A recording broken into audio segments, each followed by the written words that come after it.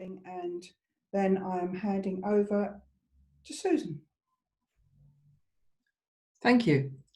So welcome everyone to our webinar, 6 months to do a customs entry.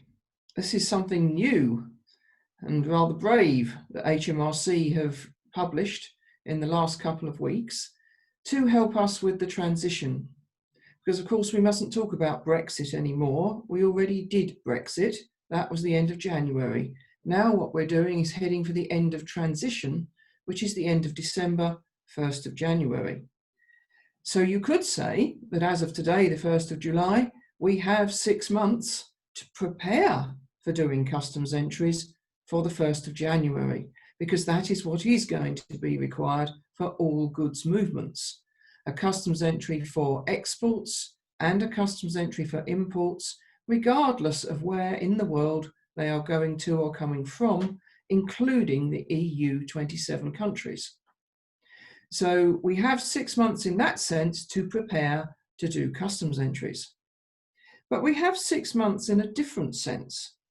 And that's because the government have announced to help, as they see it, industry and the country, from the 1st of January next year, there will be a possibility for imports from the EU 27 member countries to not have a customs entry done when the goods come through the borders into the United Kingdom. So this is another 6 months, but it's a waiver for 6 months for doing a customs entry at all. But it is only for imports from the EU 27 member states, not imports from anywhere else. Customs entries will be required for anywhere else, just as they are today. But exports, you will also have to do customs entries for when they go to anywhere in the world, including Europe. So this 6 months waiver is very specific. It is not for Northern Ireland, anything moving between Great Britain and Northern Ireland, and vice versa. And it is not for exports, nor is it any good for goods under the transit procedure. Forget those, got to do a customs entry. So if this waiver isn't applicable, you've got to do a customs entry at the time of import, regardless of where the goods are coming from. So not for Northern Ireland, not for transit, only for goods moving to the United Kingdom from the EU 27 member states. There's another caveat to this 6 months waiver, and that's it is only any use for what they're listing as standard goods. If your goods aren't standard goods, they are controlled goods. Those are the only two types that HMRC see: standard goods and controlled goods. The waiver is only any good for standard goods. So the easiest way to look at that is, what are controlled goods? And the unfortunate answer is we don't yet have a definitive list, but we do have a sort of interim list. So on that list, you have things like chemicals, drugs, CITES goods, dual use goods, military goods, firearms, weapons, that sort of thing. Some foodstuffs, fish, it's fish that's been caught, coming in with the fishing boats. So there's going to be quite a long list of goods which are controlled. You can think of it now as anything that might need a license of any kind, or permission to enter of any kind, or special procedures of any kind, is going to end up on the controlled list. And if you're on the controlled list, you can't get the 6 months waiver. You have to have full customs entry at time of import, unless you can use some different sort of special procedure. So we are narrowing down what this waiver is good for. And there's one other issue with this, which narrows it down even further. The waiver is only available for goods which are coming in for what is called free circulation or home use. So only goods which are destined to end up in the UK and stay in the UK, not any other kind of goods. So those for free circulation or home use.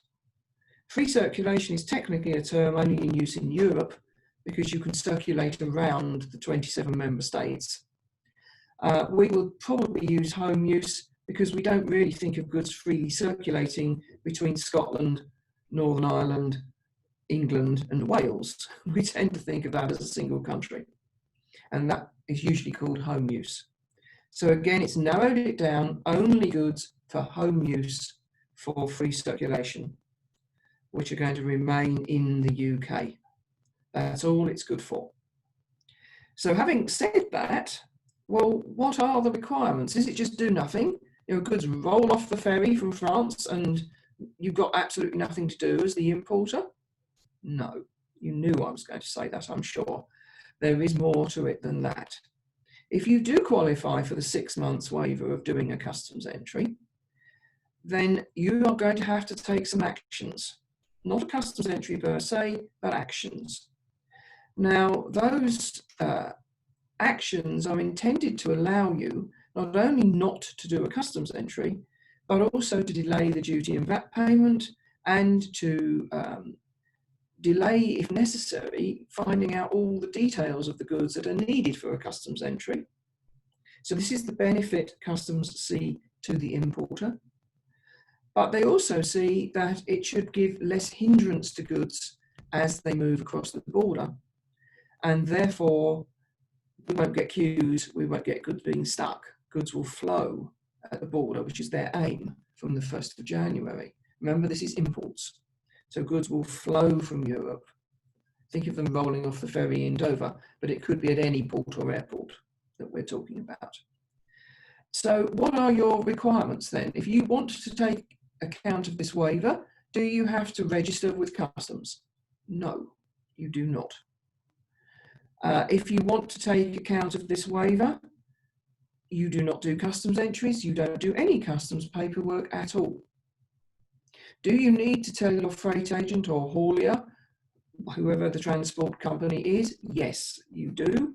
And you need to tell them that you're taking the benefit of the waiver and you're doing something called Entry in Declarant Records, EIDR, known as IDA to the customs community. So by taking advantage of the waiver, you are technically doing IDA. And for this, you have to, as it says, enter something in your records as the importer. And that something is quite a long list. You've got to somewhere keep an easily accessible, customs auditable record, which contains the tariff code or commodity code, if you call it that. It contains the customs procedure code for the goods. It's got to contain your IORI number as the importer, a record of the invoice numbers that might be involved if you've bought the goods or they're traveling on some sort of shipping invoice. Date and time that you entered it into your records. This is crucial. But also the date and time that the goods moved. So when did they get into the UK? When did they cross the border? You need a date and a time and some sort of record of how they did that. You know, which truck were they on? Which ferry? How did they fly in? You need some record of that transport activity that can be audited. You need details of the goods. It kind of goes without saying, but sometimes is an issue. You actually need proper full description of the goods and details such as their value, the customs value, not just the value you're paying, but the customs value, which is a calculated value for customs purposes. You need their origin, and again, that's the economic origin, at least non-preferential, perhaps preferential. You need the quantity of the goods, how many packages, what type of packages, the net mass of the goods, so the net weight of the goods, how many items, that sort of thing, and any supporting documents with serial numbers or batch numbers or whatever else is appropriate to the type of goods that you're importing. So you can see that's quite a lengthy and quite a technical list. And you are supposed to keep that in your records for the whole time that you are maintaining the waiver. And it doesn't have to be 6 months. It can be any time up to 6 months. And that's a rolling 6 months from the date the goods are crossing the border. Hence, you need that date. So it's a rolling 6 months. And it's only any good, though, for goods. We've got lots of 6 months in this discussion for goods entering between the 1st of January and the 30th of June, the first 6 months of the year. So if you've got something entering on the 30th of June, you can still take a waiver to do a customs entry until the end of December 2021, because it's a rolling 6 months. Are you confused with the 6 months yet? I hope not. There's lots of them to be thought about. So supposing you've decided to do this, what are the consequences? Because there are consequences to every action that you take with customs. And with, of course, you're dealing with VAT as well. Well, the first thing is no customs entry means you haven't worked out the import duty and VAT for this particular import.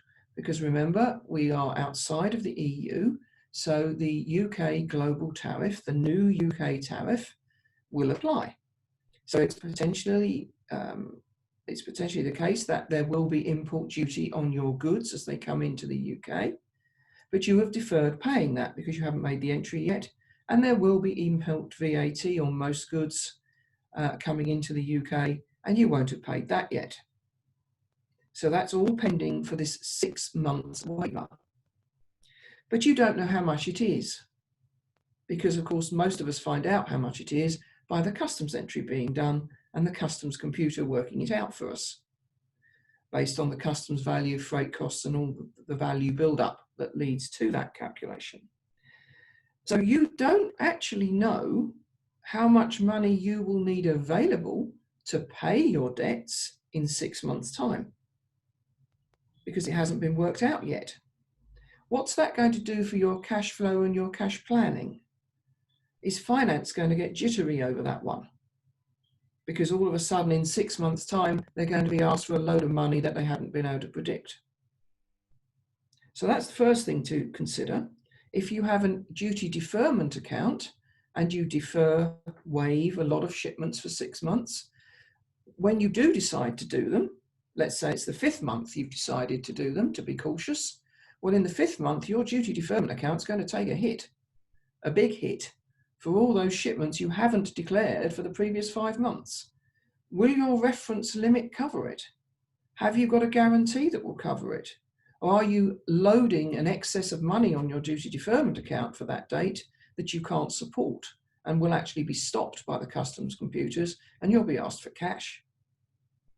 So you've got to consider what's going to happen down the line with that one.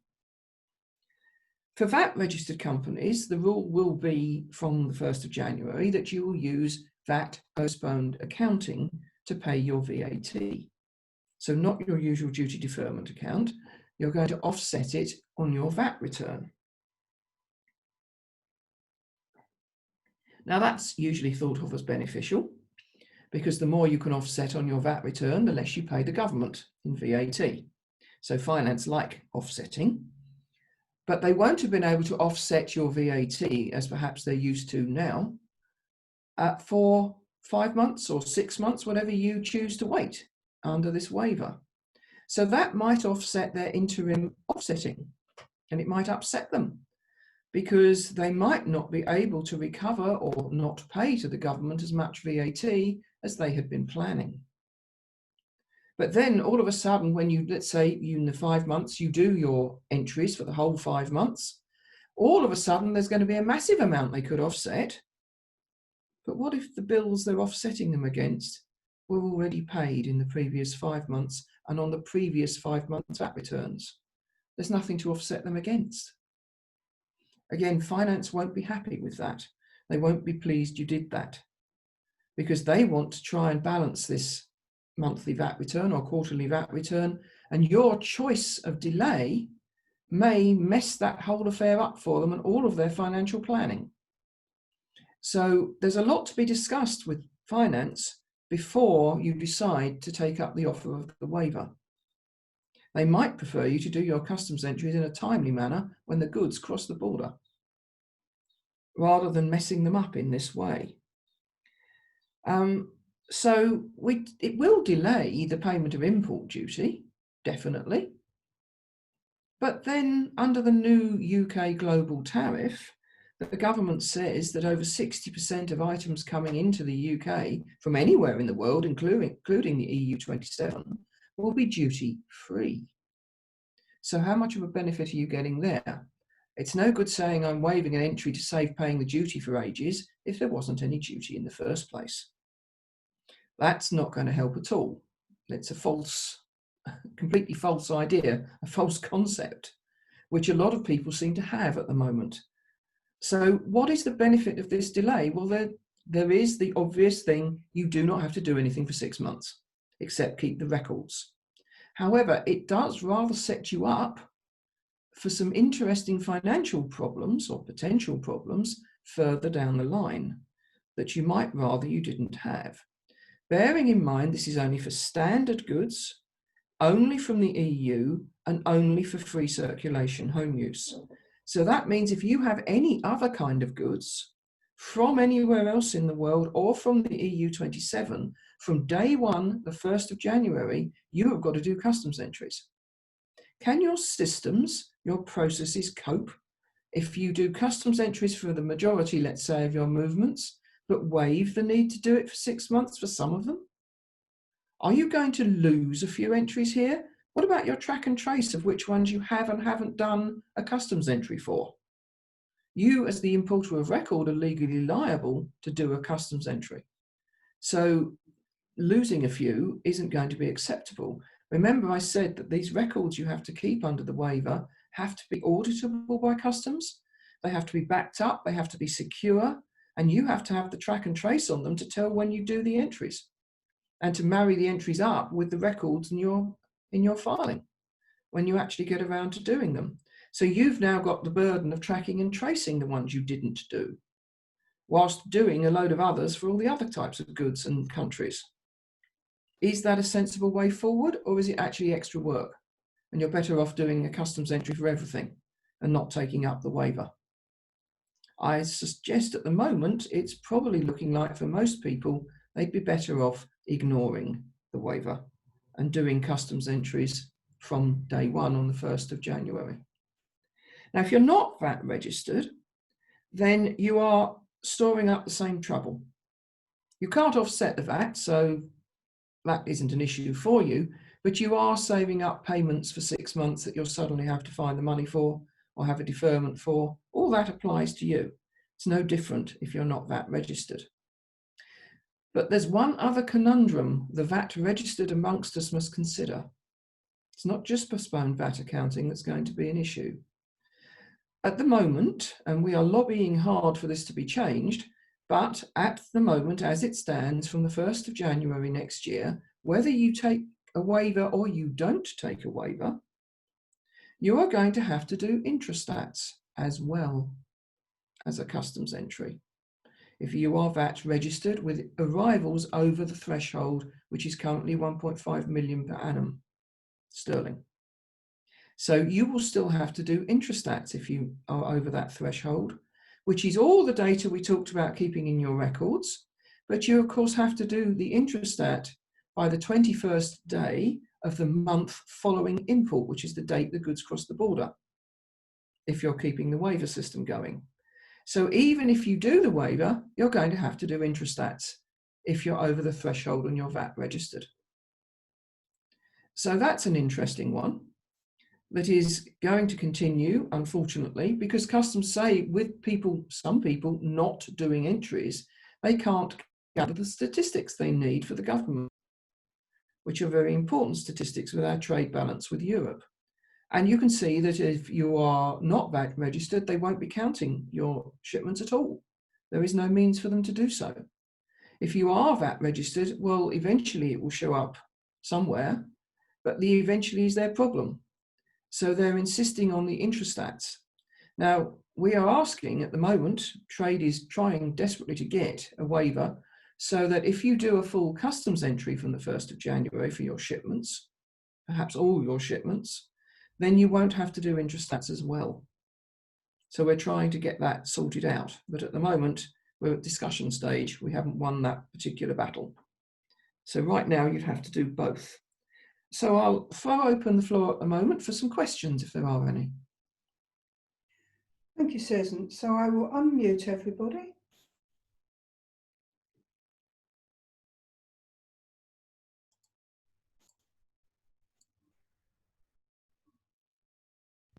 A moment to work. Would anybody like to ask a question? No, thank you. No? Okay. Yeah, this is Claire. Hello, Claire. Carry on. Right. Just on the Intrastat, that you are just talking about imports there, aren't you? Not exports. Yes, just talking about arrivals. Yeah. Okay. And also, you mentioned about the VAT postponed accounting. We currently don't have a duty deferment account because the imports we get in from the rest of the world are not a large quantity, but we do import quite a lot from the EU. So we were thinking about getting a duty deferment account, but all of our goods will probably be zero duty. So does that make it not necessary then to get the duty deferment account? Well, when goods are zero duty, customs still calculate how much duty is liable, and they come up with the answer it's zero. But they still do a calculation. A customs entry will still be made with a calculation on it that ends up with zero, but still with VAT possibly, depending on what your goods are, quite likely with VAT. Yeah. The VAT will be taken care of under postponed VAT accounting, for which you do not need a duty deferment account. Right. If your duty is always zero, and sometimes I caution people about this because actually the majority of their products are zero, but a few are not, then you won't need a duty deferment account or a guarantee. Okay. You can use a freight agent's deferment account if called out, if they'll let you, but you have to pay them a fee. Yeah. But this would now be for all of your European shipments. And the thing you need to check out is the new global UK tariff. What's the status of your goods on that tariff? Will they be duty free or not? Okay. Because it's not the same tariff that we're using today. Not at all. Okay. And does the VAT code. Sorry, does the VAT postponed accounting only apply to the EU imports, not the rest of the world? No, VAT postponed accounting is for everywhere. Right. Goods from anywhere at all, including Europe and the rest of the world. So you need to get your finance team up to speed on that one. Yeah. Because it's a very different thing for them. Yeah. Okay. That answers the question, Claire, yes? Has anybody else got a question? Rob, have you got any questions? Hi there, yeah, Rob here. You mentioned this postponed VAT accounting. Is this going to be an automatic transition, or is this something the company's got to opt into? You have to say you're going to do it, as in when you do the customs entry, you have to put down your VAT number and that you're using VAT postponed accounting.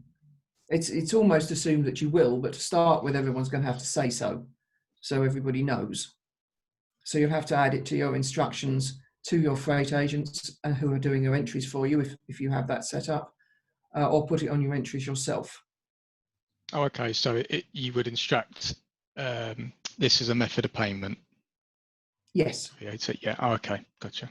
Yes, that's how it's going to be for the moment. I expect that'll change after a while, but at the moment it's got to be instructed so we know what's going on. People understand what's happening. Yeah. Okay. Thank you. But of course, that will change the forms that your finance department are used to receiving, because they won't get a C79 anymore. They will get a form that is similar, but it's not going to be the C79. And many companies make very good efforts, shall we say, to time their purchases on which they have to pay VAT, their sales on which they recover VAT, and import VAT, which is a bit like having a purchase because you have to pay it out, to match particular VAT returns.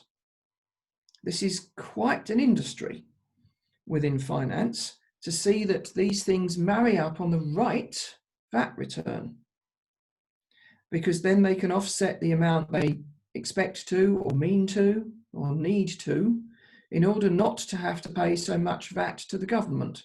Because if you get that out of balance, it could be, you could have terrible swings, because you could have 1 month you owe the government next to nothing. This is how the offsetting works. And another month you owe them an absolute fortune. Well, finance exists to see that you try and pay them as little as possible on any given month or quarter. So they're not going to be able to do that unless someone has a serious supply chain discussion with them now, because it's all about the offsetting now with the VAT postponed accounting, so that you start to marry up purchases, import VAT, sales, and whatever else they've got on the other side of the offsetting, in order to see that it's all flowing as expected for finance. I hope you understand how that will need to be discussed and worked upon, because it is quite a different discussion to have to bring import VAT into that one and start balancing up with when you make purchases, when you bring things through from Europe. Now, you might not have a choice when you bring things through. And if that's the case, finance are going to have to really get their calculators out and do some math so they can work out how that is going to impact the business, because it might be quite a cash flow problem. And this is why looking at this waiver, looking how it works, the 6 months waiver, the rolling 6 months for doing a customs entry from goods from the EU, with the VAT postponed accounting, with Intrastats, and with your business finances, when you buy, when you sell, when you import, now becomes an essential jigsaw puzzle that you need to put together from the 1st of January, which up until now might have been rolling along on its own without anybody paying any particular attention to it. And that of itself is not a good idea. So we have, as I said, many 6 months in this call. We have 6 months to work that one out till the 1st of January, and to make any changes into procurement agreements or sales agreements or anything else, timings for the movements of goods, if we want to take effect of the waiver. And even if we don't want to take the 6 months waiver to do a customs entry, we may need to work all of that out anyway in order to do a customs entry and pay the taxes that are applicable at the time of the goods arrival. So there's a lot to think about there. It is, of course, not the only way you could avoid paying the duty and the VAT at the point of arrival. There are many other customs procedures which can be undertaken, such as customs warehousing, inward processing relief, end use, which is now to be called authorised use, other procedures as well, temporary admission, temporary storage. There's all sorts of customs procedures, all of which are absolutely designed to say you don't pay the duty and VAT when the goods cross the border. You do a customs entry, but you don't pay the duty and VAT. And in many of those cases, you'll never pay the duty and VAT. It will be waived altogether. So this is not the only way, this 6 months, rolling 6 months waiver, that you can actually delay paying the duty. But it does delay you doing the import entry, if that is such a big deal. But if you've already collected the information needed to do entry and declarants records in order to not do your entry for up to 6 months, you actually have all the information you need at your fingertips to get a customs entry done. So I might suggest, why go into all this confusion and mess and record keeping and tracking and tracing? Why not just get the entry done with the information you already have to hand and be done with it, and not have to panic about it in 6 months' time when everybody's forgotten what you did, or where you put the record, or indeed what it was you imported, let alone how it got here. Yes, it could be difficult, couldn't it? So a little opportunity is given to us, but it needs some very careful thought before enacting it, whether your company is large or small.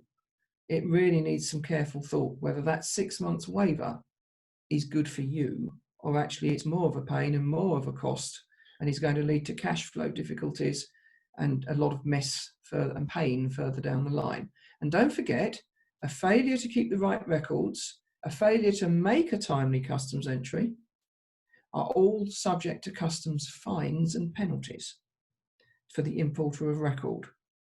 This is not in any way a free lunch for the 1st of January till the end of June next year. So any more questions? Otherwise, we'll finalise the webinar.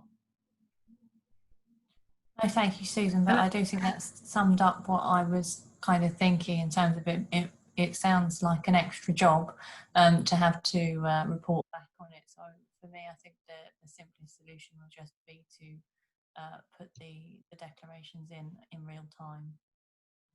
So I think that's what I'm going with. Thank you. Yes, I think myself in most cases that will be the case. I have another question, Susan.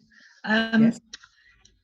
If we use to our suppliers organising the shipment, so they use their freight forwarder or they use FedEx or somebody like that, will we actually get a chance to tell that company whether we want to do a waiver or not in practice, or will they just bring the goods in and assume that you're doing a waiver? Well, there can't be any assuming because it's a legal liability to do the customs entry by the importer. Yeah. This is where, if you use fast parcels operators particularly, you're going to have to, as the importer of record, start to get some order in the process. Yeah. Because just because your supplier is arranging the freight through DHL or UPS or FedEx or someone, doesn't mean they're the importer. You need to look at your Incoterms. Please don't let them be DDP, because that is going to cause such chaos. But you will probably be the importer. And if you're the importer, you've got to say how the entry is to be done, if an entry is to be done. Yeah, So I'm just thinking a lot of the time they don't bother contacting you for the rest of the world. So it's going to be even worse when things are coming in for EU. Well, the issue there, you see, is that unlike today, where things from the EU can just be sent, arrive, and then we mop up the detail later, it won't happen because there is a border to cross and a customs entry to be done. Right. And either the freight agent is going to have to do that customs entry on your behalf, or acknowledge that you're making a waiver to use the 6 months, and we'll be dealing with it later. Yeah. There isn't an option here for the let it just turn up and hope for the best. No. Not anymore. Not from the 1st of January. No. Thank Okay. you. Thank you.